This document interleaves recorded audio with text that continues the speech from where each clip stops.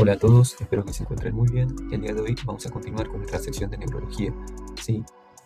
Ya que nuestra primera presentación fue las patologías vasculares del sistema nervioso central. El día de hoy nos encontramos con las convulsiones, así que vamos a empezar.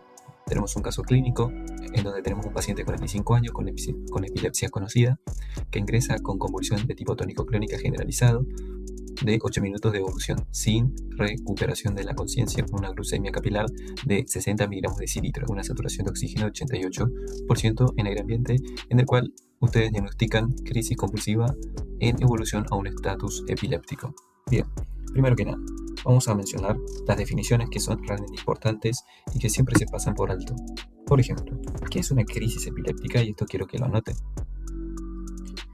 Una crisis epiléptica entonces es un conjunto de signos y síntomas transitorios, esto subraya, transitorios, debido a una actividad neuronal excesiva y sincronizada del cerebro.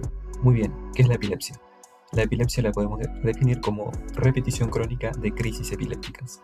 ¿Qué es una convulsión? Bueno, una convulsión más que nada son movimientos involuntarios a consecuencia de una descarga eléctrica hipersincrónica procedente del sistema nervioso central, ¿sí? En cuanto a la etiología, las causas de la convulsión y de la epilepsia son numerosas y varían según el contexto de la convulsión, es decir, sintomática aguda frente a no provocada. Y el tipo de convulsión, es decir, inicio focal frente a un inicio generalizado.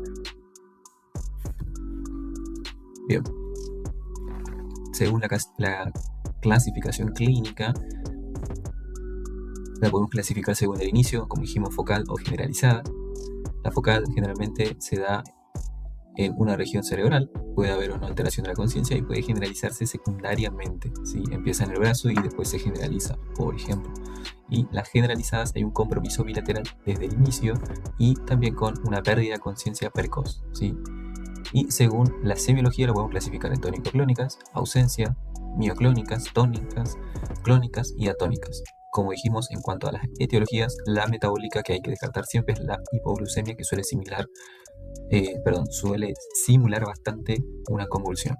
En cuanto a su fisiopatogenia, también este es un apartado importante. Decimos que el mecanismo central es el desequilibrio entre la excitación e inhibición neuronal, aumentando el glutamato y disminuyendo el GABA. Esto va a generar despolarización neuronal sostenida, que va a dar como resultado activación de receptores NMDA, el cual va a generar una entrada masiva de calcio intracelular. A su vez, va a generar activación enzimática destructiva, con disfunción mitocondrial y por último, daño neuronal progresivo, que es lo que tenemos que evitar. Bien, lo que se estarán preguntando también es ¿cuándo una crisis pasa a un estatus epiléptico? Bien, una convulsión se transforma en estatus cuando dura mayor o igual a 5 minutos o hay crisis repetidas sin recuperación de conciencia. A partir de este punto va a disminuir la eficacia de las benzodiazepinas, aumenta el daño neuronal y aumenta la mortalidad. Otra manera también de poder definir, ¿no?, lo que vendría a ser un estatus epiléptico es que históricamente se ha definido como crisis epiléptica de duración mayor o igual a 30 minutos o la serie de una crisis epiléptica repetidas entre las cuales no se recupera el estado neurológico previo durante un periodo mayor o igual a 30 minutos. Sin embargo, con fines prácticos se plantean las siguientes definiciones. Una definición operativa nos dice que mayor o igual a 5 minutos de convulsiones continuas o mayor o igual a 2 convulsiones discretas entre las cuales hay recuperación incompleta de la conciencia. Y bueno, eso tomen nota porque es importante. Dentro de lo que vendría a ser ya el mecanismo de acción de las drogas, esta imagen me pareció realmente espectacular, realmente muy buena y se la quería compartir con ustedes, que nos habla justamente del mecanismo de acción de los fármacos antiepilépticos que debemos conocer. Los fármacos epilépticos de amplio espectro, de espectro reducido, como por ejemplo el levetiracetam, que hoy en día es un fármaco muy utilizado en las crisis convulsivas o los pacientes con epilepsia. Es un medicamento que también tiene su costo, ¿no? Y el ácido valproico, que vendría a ser un anticonvulsivo de amplio espectro, que al ser de amplio espectro, obviamente que tiene más efectos adversos, ¿sí? Entonces me pareció, como digo, interesante poder compartirle a todos ustedes esta diapositiva. En cuanto al manejo, bien, esto es la parte que todos queremos llegar, porque realmente es importante. pacientes, algunos los dividen en etapas, pero al fin y al cabo es lo mismo, ¿sí? En una fase 0 en donde tenemos que, más que nada, estabilizar al paciente, porque el paciente va a llegar con sus familiares, los familiares van a llegar todos quizás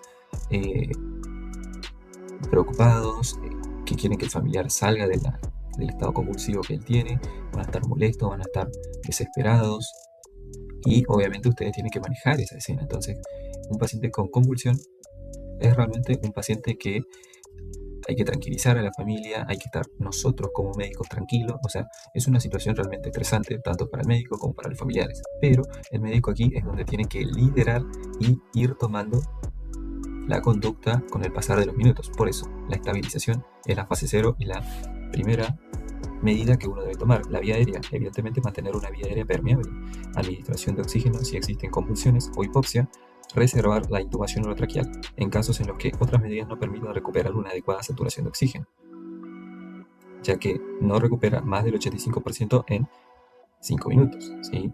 Una monitorización de la respiración, del pulso, la saturación de oxígeno y un electrocardiograma.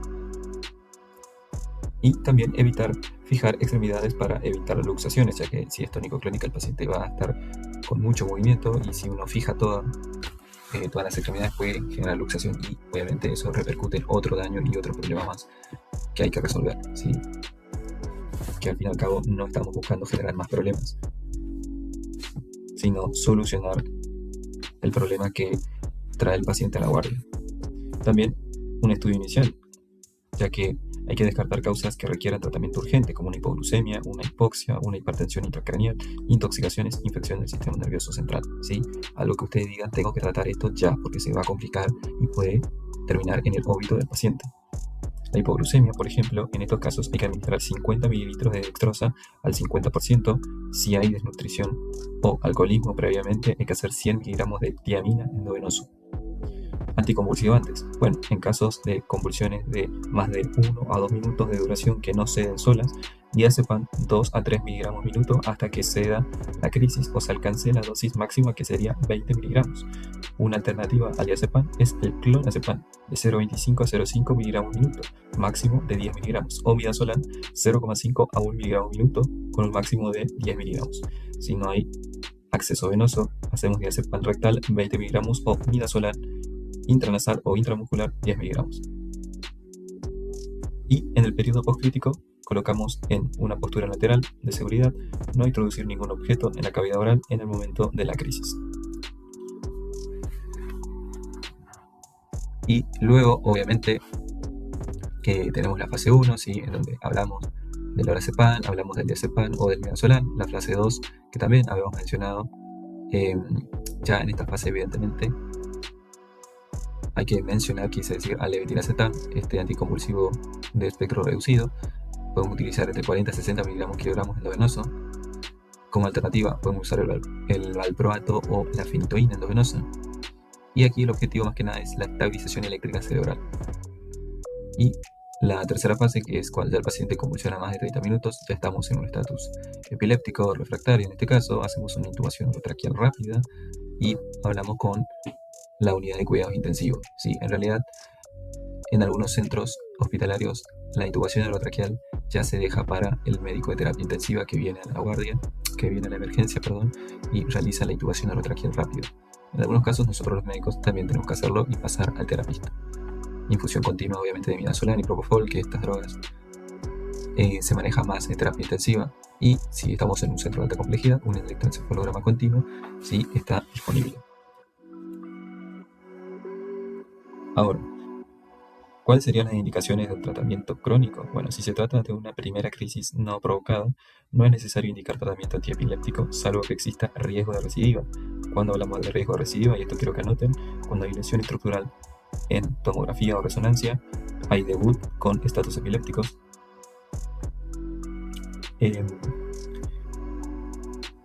un electroencefalograma con anomalías epileptiformes o crisis durante el sueño, o salvo que exista una profesión, pacientes que van a realizar trabajos de riesgo. Bien. Algo que me pareció interesante también es la evolución fisiológica, ya que en la fase inicial es altamente sensible a las benzodiazepinas, en la fase intermedia hay una pérdida de los receptores GABA y por ende hay menor respuesta, y en la fase tardía ya hay hiperexcitabilidad sostenida, entonces va a haber un daño neuronal irreversible. Por eso el tratamiento es tiempo dependiente, porque si yo actúo ya en la fase tardía, ya el daño neuronal es irreversible, ya no tengo mucho más que hacer. Por eso en las convulsiones hay que realmente considerar el tiempo como un factor importante. Y el estudio post-crisis, buscamos si glucemia, electrolitos, hacemos estudios de neuroimágenes, toxicología, una APL si se sospecha de algo infeccioso, y también derivar al neurólogo para seguimiento y control con dicho especialista.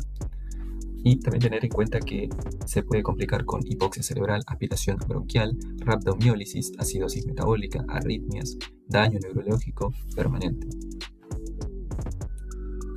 Y también me gustaría que anoten un algoritmo ante una crisis epiléptica, antes de terminar con esta presentación. Primero, ¿hay sospecha de crisis epiléptica? Tengo que hacer anamnesis, exploración física y pruebas complementarias. Si la respuesta es no, termina todo ahí. Si la respuesta es sí, es la primera crisis, bueno, tengo que solicitar pruebas complementarias, como por ejemplo una TC craneal. Si salen normales, hago observación por 24 horas, alta sin fármacos antiepilépticos y también consulta con neurología. Ahora, si la TC craneal salió patológica, hago observación también del paciente por 24 horas o directamente lo interno, según los hallazgos. Hago un tratamiento etiológico y valoro la utilización de fármacos antiepilépticos si hay riesgo de recurrencia o si hay una profesión de riesgo. Muy bien, entonces hicimos la anamnesis, la exploración física y las pruebas complementarias, y hay sospecha de crisis epiléptica, dijimos que sí. Entonces, no es su primera crisis, es un epiléptico ya conocido, entonces hacemos cumplimiento terapéutico, hace cumplimiento terapéutico adecuado, o sea, niveles de fármacos. Si la respuesta es sí, hacemos pruebas complementarias nuevamente como TC craneal y seguimos el mismo algoritmo que lo que veníamos diciendo de la primera crisis. Y si el cumplimiento terapéutico adecuado es no, lo que vamos a hacer es reconstruir o reintroducir tratamiento y plantear cambio de los fármacos antiepilépticos. Ahora, si no es su primera crisis y no es un epiléptico conocido y es el alcohol, una convulsión,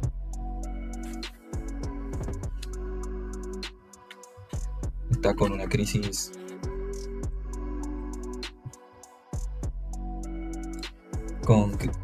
está con crisis parciales y focalidad neurológica, hacemos una TC craneal, ¿sí? Y hacemos tratamiento específico, tiamina, solución glucosada, benzodiazepina, tiopristal, y observamos al paciente. Si hay crisis repetidas o hay delirium tremens, ingresamos al paciente. Ahora, si hay convulsiones generalizadas tónico-clónicas en el paciente alcohólico, sospechamos de intoxicación o abstinencia, tratamos, ¿sí? Hacemos tratamiento específico. Y si hay crisis repetidas o delirium tremens, hacemos ingreso al paciente. Eso me pareció importante que ustedes lo noten y armen ese esquema o mapa mental, ¿sí? Vuelvan a escuchar nuevamente si es que no llegaron a entender y vayan uniendo las flechas. Como conclusión, la convulsión y el estatus epiléptico son un continuo fisiopatológico, ¿sí? Va de una convulsión o crisis convulsiva, puede pasar a un estatus epiléptico. El tiempo define la severidad, tratamiento y pronóstico. Las benzodiazepinas son la primera intervención obligatoria. Si no se trata precozmente, evoluciona a refractariedad. Siempre hay que buscar causas subyacentes, es importante eso. Y aquí dejo la bibliografía utilizada para esta presentación, para que ustedes también lo vayan a revisar posteriormente. Sin más, si llegaron hasta aquí, muchísimas gracias por su atención, chicos. Y nuevamente, el lema de esta clase es actuar con calma, ¿sí? No olvides suscribirte y activar la campanita para que así YouTube te avise cuando subí un nuevo video de esta saga de neurología. También comenta si tienes alguna duda, si quieres agregar algo. Yo voy a estar leyendo la caja de comentarios y respondiendo a la brevedad. Si quieres que arme otra clase también, con gusto la armo. Sí, déjame en la caja de comentarios. Y sin dudas no olvides dejar tu like, que eso ayuda a crecer el canal y traerte contenido de calidad. Así que chicos, me despido, que tengan un lindo día, una linda semana o un lindo fin de semana, dependiendo el día que estén viendo esto. Chau, chau.